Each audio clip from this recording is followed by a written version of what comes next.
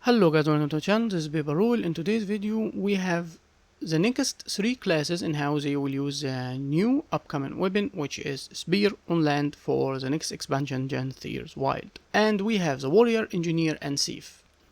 So ArenaNet keep the same design with all of them, clearly that the weapon will have a mechanic on how it works. It will fill a gap in the arsenal of the professions that actually use it, something like that. So let's start with the Warrior. So the Warrior have a power based weapon. The spear will be power and it can be used from range, but it's better in melee. It increase effect, it increase damage, it's different depending on what the skill you will be using. So the auto attack itself is range, a skill called Mighty Throw. When it hit a single target, it will shatter on impact, sending other spear fragments around it. So it's similar to the short bow on Renegade, on Revenant. But in fact, if you are closer to the target, it will send more fragments, so to do more damage. Maiming Spear is another ranged attack in an area. You will throw spear in the air and you will do initial damage and crippling in the area. And that cripple will be very useful to prevent enemies from escaping the aftershocks that will follow. So it's like initial attacks and another attack. Skills, think of it like skill 2 on Mace for Ranger, when you can apply multiple hits. And this area of attack will be larger the closer the target to the Warrior. Again, in melee you would have it better. And it's a if breathing room is acquired, Spear Swipe propels the Warrior backward in evasive maneuver before sending a gust of wind forward, knocking enemies back. So I didn't really get or understand the wording here, like it is another skill or the skill flip over, how the skill is affected in melee range. Is it just a survivability form, so it will always create a distance between you and the enemy? I don't think it's very clear to me what will actually happen with such skill. And they tell us the burst skill is called Harrier Toss, and it will allow the warrior to leap in the air. It's the one you can see in the video, and it will be evading attacks while casting this animation, hurling the spear down with explosive force, dealing more damage the more adrenaline is spent on the burst attack. So with things like Berserker, this is gonna be insane weapon for damage. Even for core warrior it will be really good. You can take the traits that increase damage on adrenaline spent, and then the weapon itself increase damage on the adrenaline spent. It can be very, very powerful weapon. With classes that actually try to take some of the damage, like Spellbreaker, then weapon like this would have less damage through this and less damage through the trait probably, but it will offer the range, it will offer the CC, so it will give an advantage from other side. Like Spellbreaker, for example, his main thing is control in the fight. It's about CC, Boon Rib, stuff like that. And you're able to use Mage Tether, so you can tie the enemy to you and ball them back the greater the distance you create.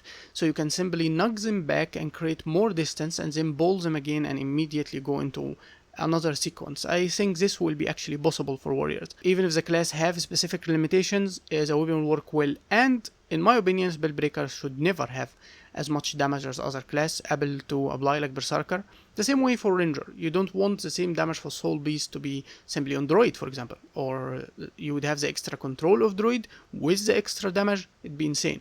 Spellbreaker focus on control, so to have a weapon that will probably have less damage on it, like even by design, to allow other classes to shine a bit, is a great and smart decision in my opinion. Now with Thief. So Thief have access to a melee hybrid weapon. The spear can be used for both power and condition. So they're following the same trend with the axe that give you power and condition depending on what build you want it. So now you have the range form of this style and the melee range. If I'm a Thief now, I would be very happy, especially in PvE, to have access to such setup that would work with multiple builds.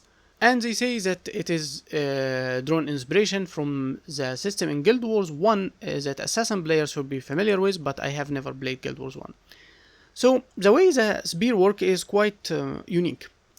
Skill 2 and 3 share the same characteristics.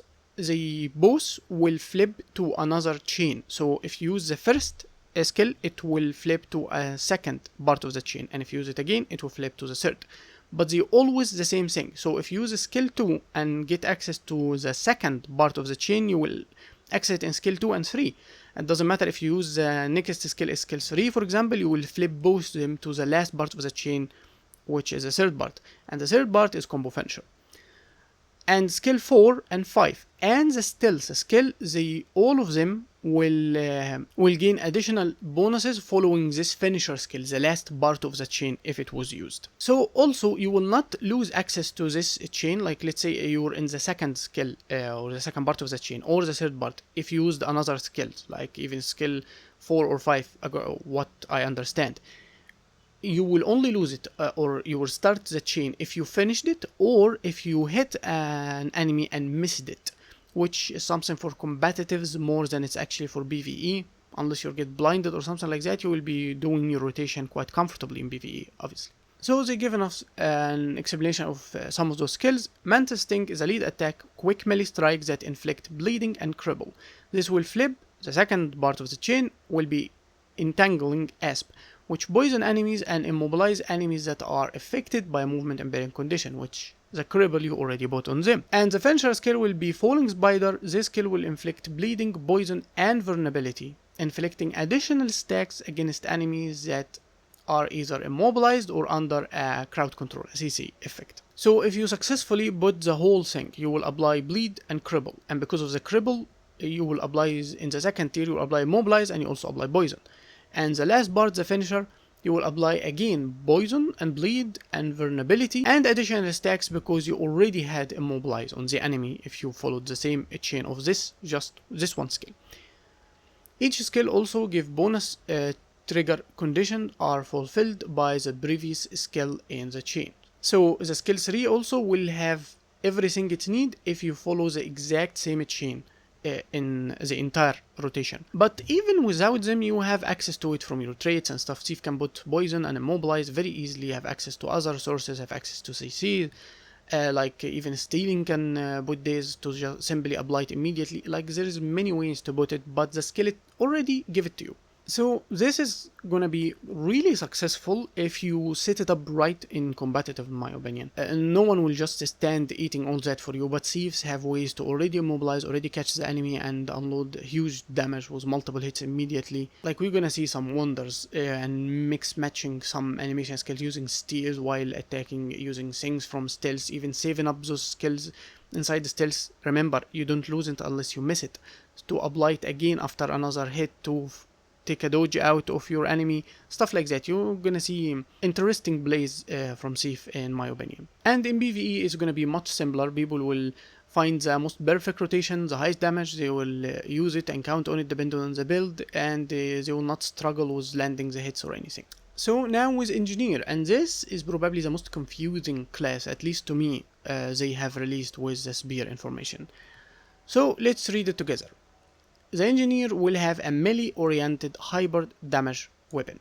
So the Spear is melee and will apply both condition and power damage. If you want range, you're gonna have to go with the kits, but this will work for whatever build you want as a melee option.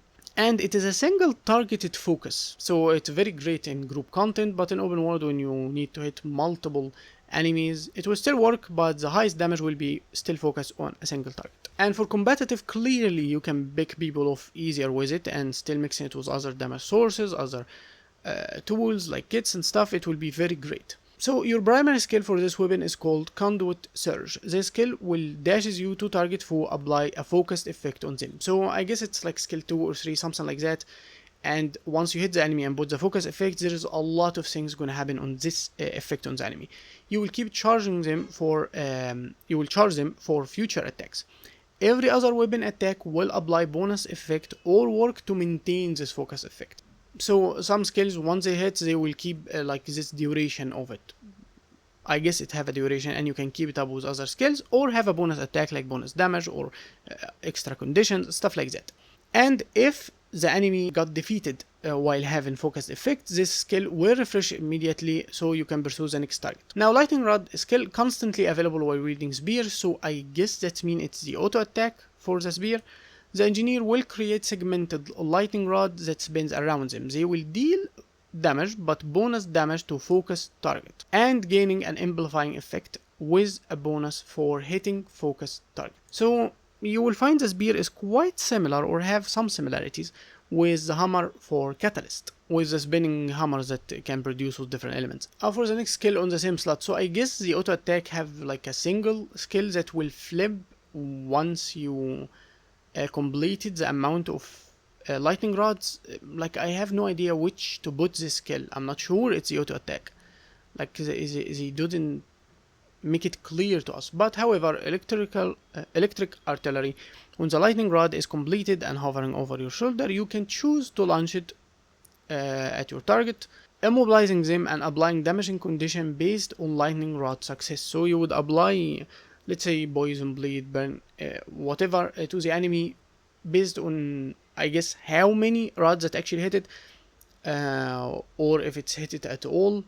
And the fifth weapon skill, and the battle ender as they call it, is called Devastation. Currently it might be changed, like remember this is not released yet, which allows you to leap to a targeted area and deliver a massive EMP style attack inflicting focused foe with a continuously damaging effect.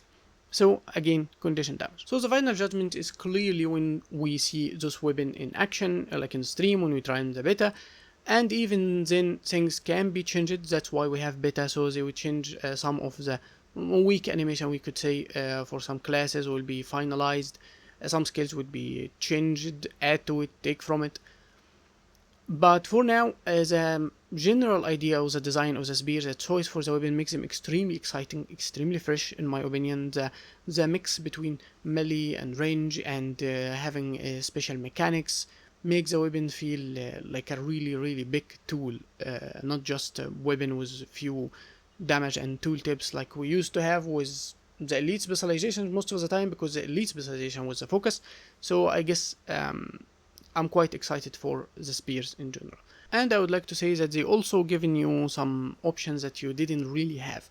So for Thief, heavy good condition weapons that actually work in melee doesn't really exist. You have access for range, you have ways to use traits with rifle, pistol, but you don't have a melee weapon for it. And short bow is very gimmicky and doesn't really, in my opinion, doesn't really work. It's not the best choice. And now you have this choice. For range warrior, you have only the rifle and longbow for condition damage, but for bar damage you have only the rifle, and it doesn't really fill the entire gap for a range style thing. And you have both ideas. So if you want to work with it as melee, work as melee. You want to work with it as range, it will still work. So it gives warriors this lean into melee but access to range, so you don't feel stuck with it, or at least that's what I think, and it's a very good addition. So I guess warrior only need a condition option now to fill the gap, maybe next expansion. And for engineer, again, you don't have a good condition melee weapon. Like you have the kits, but a melee condition option, you only have like the mace, and it's not really a serious weapon when you look at it from this perspective. It is an option, but with this weapon you would have at least a hybrid. So again, the same way mace could work as a hybrid weapon, you have even a much better choice. And at least you don't have single target focused. Engineer is quite cleave in style. Even its kits are all AoE, bombs, grenades, mortar, even flamethrower. If you think about it, it's can cleave in a close encounters. So, like I said, they are filling gaps, they are offering something new, and they are alone make Genseer Wild worth purchasing, in my opinion. So, tell me what you think in the comments, and say everything if I missed it, share your thoughts, and I will be seeing you next time.